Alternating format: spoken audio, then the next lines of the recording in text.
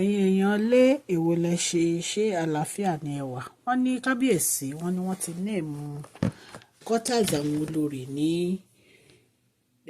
noble òrìṣà quarters o.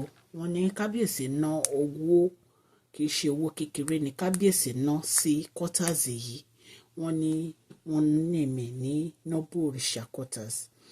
Wọ́n ní inú kábíyèsí dùn pé nígbà tí wọ́n ṣe gbogbo nǹkan tó yẹ kán ṣe yìí.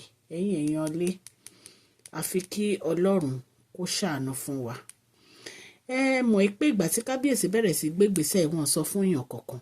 Wọ́n ṣe pẹ̀lú pé àwọn fẹ́ kí peace wà ní. Wọ́n ṣe pé àwọn fẹ́ kí peace wà ní. Torí ẹ̀ ni wọ́n fi gbégbèsè láti kọ́ òrìṣà quarters àwọn olórí yìí. Wọ́n ní orúkọ tó fún òun ní noble òrìṣà quarters. Ẹ̀yin èèyàn lé mo congratulate gbogbo àwọn olórí yìí because ilé wọn tún lè kàn sí ni. Gbogbo wọn ti di onílé ní ìsìn. Àwọn tó ti nílé méjì tẹ́lẹ̀ wọ́n ti di onílé mẹ́ta. Àwọn tó ti nílé mẹ́ta wọ́n ti di onílé mẹ́rin because kò sí ẹni tó máa gbà lọ́wọ́ yín ẹ̀yin lẹ́ni nǹkan yín. Ẹ̀yin èèyàn lé ẹ jẹ́ ká wọnú gist tèmi. Tó bá jẹ́ ìgbà àkọ́kọ́ ní tẹ́ ń darapọ̀ mọ́ channel mi èmi ọmọ yín mo kí yín káàbọ̀ sí Mashola Gist TV. Ṣé àlàáfíà ni ẹ wà? Gbogbo lè ń kọ́. Yorùbá ni a máa ń sọ lórí channel yìí nítorí pé a fẹ́ gbàgbé àṣà àti ìṣe wa. Ẹ jẹ́ kí a jọ gbọ́ orin tí Mashola fún gbogbo wa. Mashola Gist TV ń kí yín. Mashola Gist TV ń kí yín. Adúpẹ́ àtọpẹ́dá. Mashola Gist TV ń kí yín. Mashola Gist TV ń kí yín o. Ó ní ẹ ṣé o lọ́wọ́ ọkùnrin, lọ́wọ́ obìnrin, lọ́wọ́ ọmọdé, lọ́wọ́ àgbà. Lórí gbogbo bẹ́ẹ̀ ṣe ń comment, ten like, ten share. Adúpẹ́ ní ọwọ́ gbogbo yín. Mashola Gist TV ń kí yín. Ẹ̀yin olólùfẹ́ wa ẹ káàbọ̀ sí Mashola Gist TV. Ṣé àlàáfíà ni ẹwà gbogbo lè ń kọ́? Orúkọ mi ni Mashola kò yí padà. A máa ń sọ̀rọ̀ nípa celebrity gist, royal gist, politics àti gbogbo nǹkan tó ń ṣẹlẹ̀ ní agbègbè orílẹ̀-èdè bàbá wa ní ilẹ̀ Nàìjíríà. A ń sọ̀rọ̀ nípa celebrity gist, royal gist, politics àti gbogbo nǹkan tó ń ṣẹlẹ̀ ní orílẹ̀-èdè wa. Ẹ̀yin èèyàn lè tẹ́ bá ti subscribe, ẹ tẹ notification bell kẹ́ ẹ subscribe so that a bá ti post any gist ẹ máa rí. A ń sọ Yorùbá lórí channel yìí nítorí pé a fẹ́ gbàgbé àṣà àti èdè wa. Ẹ̀yin èèyàn lé à ń ṣe advert lọ́lọ́kùn òjọ̀kan lórí channel yìí. Ẹ kàn sí wa ní Mashola Gist TV. Ọlọ́run Elédùmarè á bá mi gọ́wọ́ yín sókè o. Ọlọ́run Elédùmarè á bá mi ran gbogbo yín lọ́wọ́ o. Òkè òkè ni ọlá yín á máa lọ o. Ọlá yín ò ní lọ ìsàlẹ̀ láíláí.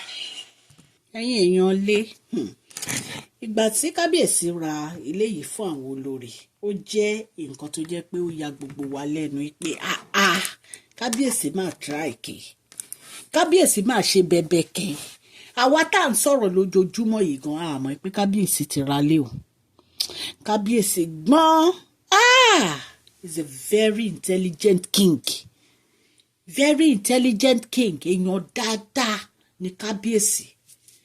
Kábíyèsí wá lọ ra ilé bàǹtàbàǹtà beautiful house báyẹn fún àwọn olórí. Wọ́n náà furnish ilé yẹn bá a ṣe gbọ́ ni o. Ẹ mọ̀ pé àlẹ́jì ni mi ìbá kábíyèsí dé noble òrìṣà quarters fáwọn olórí o. Ṣùgbọ́n bá a ṣe gbọ́ ni là ń mú wá fún yín.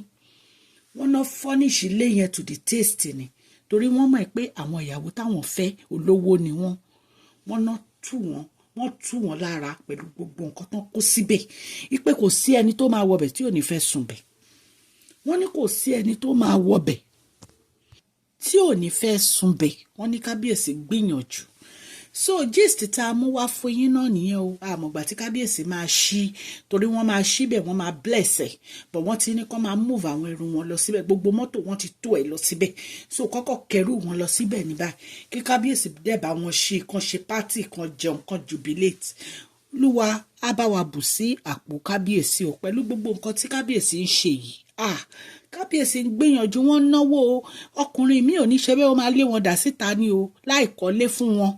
Kábíyèsí ra ilé ńlá fún yín. Àyè àgbàlùkẹ́ máa jó.